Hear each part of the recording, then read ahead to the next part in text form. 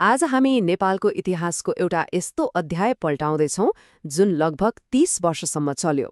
एउटा यस्तो समय जब देशमा कुनै राजनीतिक दल नै थिएन। हो, आज हामी कुरा गर्दैछौँ पञ्चायती व्यवस्थाको। एकछिन सोच्नुस् त कि कुनै देश 30 वर्षसम्म राजनीतिक दल बिना चल्न सक्छ? दल छैन, घोषणापत्र छैन, नेताहरूको चुनावी भाषण छैन। सुन्दा अचम्म लाग्छ, तर नेपालमा यो एउटा यथार्थ थियो। आखिर यो कस्तो व्यवस्था थियो र यो कसरी सम्भव भयो? आउनुहोस् यसको कथामा डुबौं। यो कथाको सुरुवात हुन्छ एउटा नाटकीय शाही कदमबाट। एउटा यस्तो कदम जसले देशको राजनीतिक बाटो नै पुरै बदल्दियो। ल, अब घटनाक्रमलाई अलिकति नियालेर हेरौँ है त। कुरा हो 2017 साल पुस 1 गतेको, जब तत्कालीन राजा महेन्द्रले एक शाही कदम चालेर देशको बहुदलीय प्रजातान्त्रिक व्यवस्थालाई अन्त्य गरिदिए। त्यसको ठिक 2 वर्षपछि 2019 पुस 1 मा एउटा नयाँ संविधान आयो। हो, यही संविधानले नै नेपालमा 28 वर्षसम्म चल्ने पञ्चायती व्यवस्थाको औपचारिक जग बसाल्यो। त्यसो भए यो पञ्चायती व्यवस्था भनेको आखिर के थियो त? एकदमै सीधा भाषामा भन्नुपर्दा यो एउटा दलविहीन अथवा निर्दलीय प्रणाली थियो। भन्नुको मतलब देशमा कुनै पनि राजनीतिक दललाई काम गर्ने अनुमति थिएन र राज्यको सम्पूर्ण शक्ति, चाहे त्यो कानून बनाउने होस्, लागू गर्ने होस् वा न्याय दिने होस्, त्यसको अन्तिम स्रोत राजालाई नै मानिन्थ्यो। यो व्यवस्था केही आधारभूत खम्बाहरूमा टिकेको थियो। पहिलो र सबैभन्दा महत्त्वपूर्ण, सबै राजनीतिक दलहरूमाथि पूर्ण प्रतिबन्ध। दोस्रो, देशको सर्वोच्च र निरपेक्ष शक्ति राजामा नै केन्द्रित थियो। तेस्रो, शासन चलाउनका लागि गाउँ, जिल्ला र राष्ट्रिय गरी 3 तहको पञ्चायत संरचना बनाइएको थियो। र राष्ट्रिय पञ्चायतमा केही सदस्यहरू चुनाव जितेर आउँथे भने केहीलाई राजाले सिधै मनोनयन गर्थे। अब प्रश्न उठ्छ, यदि राजनैतिक दलहरू नै थिएनन् भने त्यो खाली ठाउँ कसले र कसरी भर्यो त? यो प्रणालीलाई चलाउन राज्यले कस्ता उपायहरू अपनायो? आउनुहोस् हेरौँ। राज्यले यसको एउटा अनौठो समाधान निकाल्यो। त्यो थियो वर्गीय सङ्गठनहरू। दलहरूको ठाउँ लिन र समाजलाई एक किसिमले सङ्गठित गर्न सरकारले नै विभिन्न सङ्गठनहरू खडा गर्यो। यी वर्गीय सङ्गठनहरूको भूमिका पनि रोचक थियो।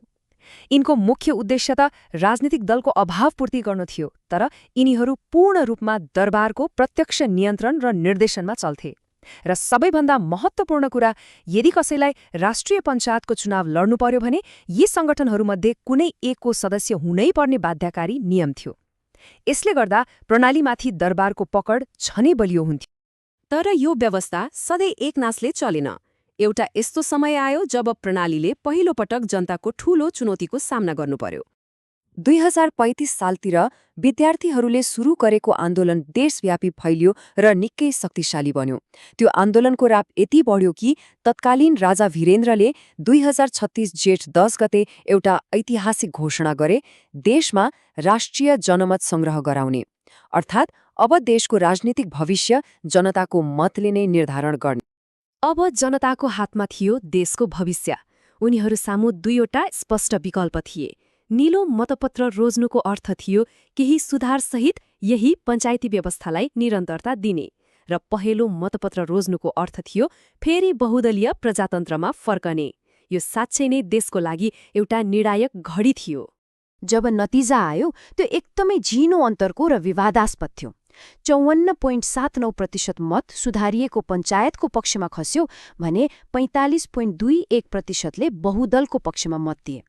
पञ्चायतले चुनाव त जित्यो, तर यो जितले एउटा कुरा स्पष्ट देखायो कि देशका लगभग आधा जनता व्यवस्थाको विपक्षमा थिए र परिवर्तन चाहन्थे। जनमत संग्रहमा धान्धली भयो भनेर व्यापक आरोपहरू लागे।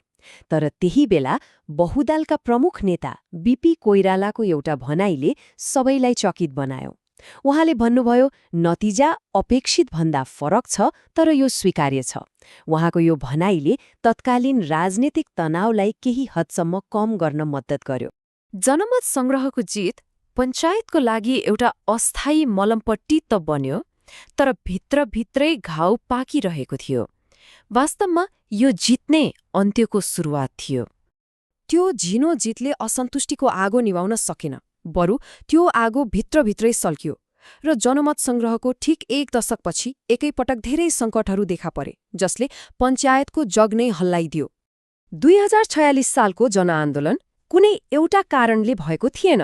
यो 3वटा ठूला घटनाहरूको सङ्गम थियो। पहिलो, इतिहासमा पहिलो पटक 2 प्रमुख राजनैतिक शक्ति नेपाली कङ्ग्रेस र कम्युनिस्टहरूको संयुक्त वाम मोर्चा एक भए।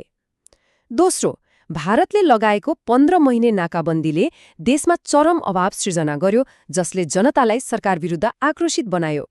र तेस्रो, त्यो बेला विश्वभर चलिरहेको प्रजातन्त्रको लहरले नेपालका आन्दोलनकारीहरूलाई पनि ठूलो ऊर्जा दियो। जब यी सबै कुराहरू एकै ठाउँमा आए, त्यसपछि 30 वर्ष लामो दलविहीन युगको अन्त्य हुन धेरै समय लागेन।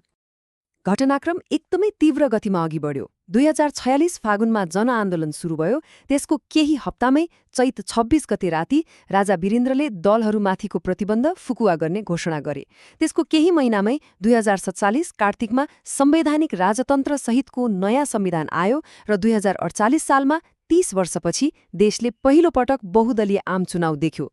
यसरी पञ्चायती व्यवस्थाको औपचारिक रूपमा अन्त्य भयो। अब यो 30 वर्षीय युगको एउटा यस्तो विरासत पनि छ जुन निकै महत्त्वपूर्ण छ। त्यो हो 2019 सालको पञ्चायती संविधानले नै पहिलो पटक नेपाललाई संवैधानिक रूपमै हिन्दू राष्ट्र भनेर परिभाषित गरेको थियो। यो विषय आज पनि हाम्रो राजनीतिक बहसमा बारम्बार आइरहन्छ। र अन्त्यमा एउटा प्रश्न छोडेर जाउँ, 30 वर्षसम्म चलेको त्यो दलविहीन व्यवस्थाका राम्रा नराम्रा पाटाहरूले आज हामी बाँचिरहेको राजनीतिलाई कस्तो प्रभाव पारिरहेको होला? यो साँच्चै नै सोच्न लायक विषय हो।